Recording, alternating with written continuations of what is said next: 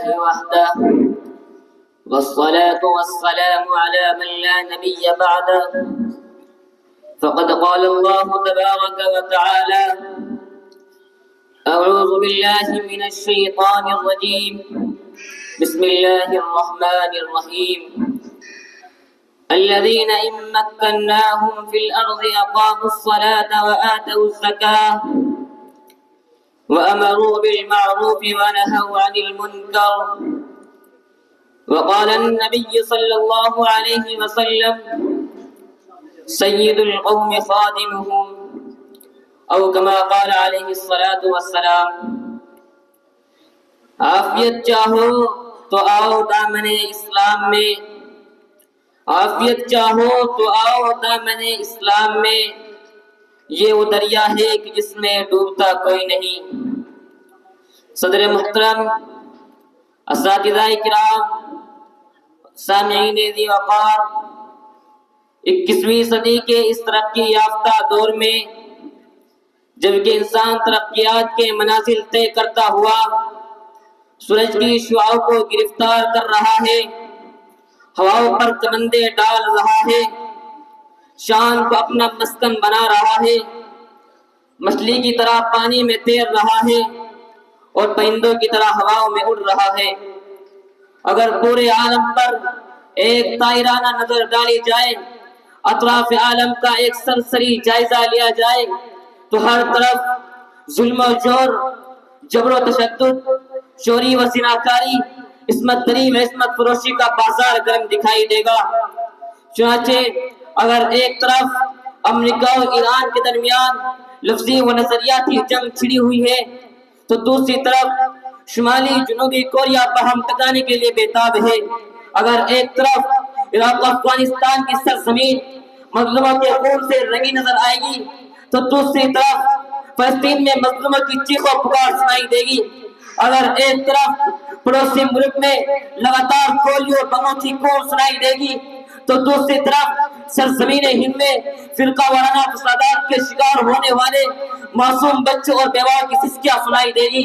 اگر ایک طرف شام میں بے گناہ انسانوں کے خون کے دھبے دکھائی دیں گے تو دوسری طرف مصر میں جبر و تشدد کی ایک نئی داستان سنائی دے گی۔ اگر ایک طرف آزادی نسواں کرام پر بے حیائی و بدکاری، عصمت دری میں عصمت فروشی کا بازار گرم دکھائی دے گا تو دوسری طرف آزادی رائے کرام پر دل آزاری و دل شکنی کا ایک طویل سلسلہ نظر آئے گا۔ الغرض دنیا کے کونے کونے اور چپے چپے میں کوئی بھی سکون اطمینان کی سانس لیتا ہوا نظر نہیں آئے گا۔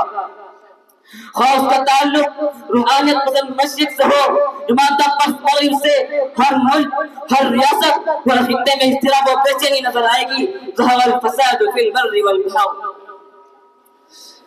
انسانیت کے غمخواروں، سوال یہ ہے کہ سنگین صورتحال کیوں پیدا ہوئی؟ اولاد آدم کو یہ ایام کیوں دیکھنے پڑے؟ مصائب و مشکلات کے اس طوفان براخیز میں انسانیت کیوں پھنسی ہوئی ہے؟ بنت حوا کو بازار کا کھلونا کیوں بننا پڑا؟ اس کا واضح جواب یہ ہے کہ نہ تو آج دنیا کے پاس وہ اخلاقی تعلیمات ہے جن سے وہ اپنے آپ کو مسجل کر کے خود کو مہلک اور خطرناک کرائم سے بچا سکے، نہ آج دنیا کے پاس کوئی مؤثر قانون ہے جو مجرمین کو کیفر کردار تک پہنچا سکے، اور نہ ہی قائدین قوم و ملت کے اندر وہ اعلیٰ صفات ہے جن سے آراستہ ہو کر عوام کے دلوں پر حکمرانی کر سکے، بلکہ آج سربراہوں، حکمرانوں، نیتاؤں اور لیڈروں میں غرور و نخوت، عجب و خود پسندی، روک نمائش، آرام طلبی، عیش و عشرت ٹوٹ ٹوٹ کر بھری ہوئی ہے۔ حصول اقتدار سے ان کا مقصد خدمت خلق نہیں بلکہ دولت و شہرت، عزت و عظمت اور سکون و راحت کا حصول ہے۔ اس لیے آج ہر ایک اپنی حکومت بچانے کے لیے انسانوں کو موت کی کھاٹ ڈالنے کی فکر میں لگا ہوا ہے، دوسروں کو دفن کی کوشش کرتا ہوا دکھائی دیتا ہے، جس کا نتیجہ یہ ہے کہ عوام و حکومت اور حکمران کے درمیان دوریاں بڑھتی جا رہی ہے۔ حکمران طبقہ عیش و عشرت کی مزے لوٹ رہا ہے جبکہ کمزور رعایا اپنا خون بہا رہی ہے۔ امن امان کے متلاشیوں، آخر دنیا کو ان سب لعنتوں سے کیسے پاک کیا جا سکتا ہے؟ ان تمام بیماریوں کا علاج کیا ہے؟ ان بھیانک مسائل کو کیسے سلجھایا جا سکتا ہے؟ یہ ایک پیچیدہ سوال ہے جو دنیا کے تمام حکمرانوں کو آواز دیتا رہا ہے اور دیتا رہے گا۔ اس سوال کو حل کرنے کے لیے نہ جانے کتنی کانفرنسیں کی گئی، اکیڈمیاں بنائی گئی، میٹنگیں کی گئی، نئے قوانین وضع کیے گئے، خصوصاً اقوام متحدہ کے نام سے ایک انجمن تشکیل دی گئی جو بظاہر امن و امان کا نعرہ لگاتی رہی، مساوات کا شور مچاتی رہی، طرح طرح کی تدبیریں کرتی رہی، لیکن نتیجہ یہی نکلا، مرض بڑھتا گیا جو دوا کی۔ اس لیے میں کہنا چاہتا ہوں پوری دنیا کے حکمرانوں سے کہ اے سربراہان ممالک، اگر تم حقیقتاً امن امان کے طالب ہو اور جرائم کے سطح پاؤ چاہتے ہو تو آ جاؤ دامن اسلام میں،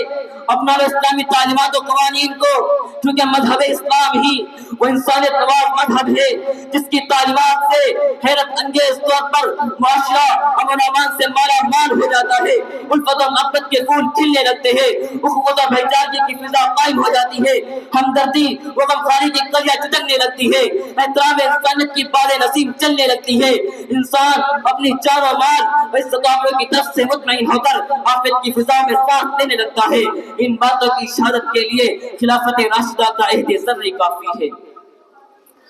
دردمندان قوم ملت، اس کی سب سے بڑی وجہ یہ ہے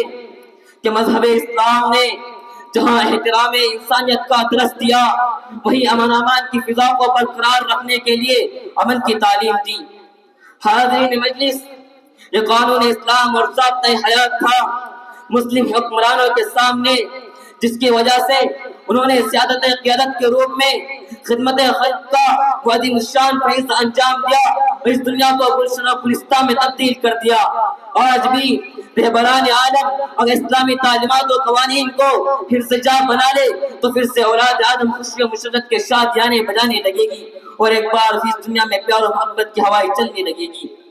دوبارہ پھر تسقات کے ساتھ میں اپنی بات کو ختم کرتا ہوں کہ عافیت چاہو تو آؤ دامن اسلام میں، عافیت چاہو تو آؤ دامن اسلام میں،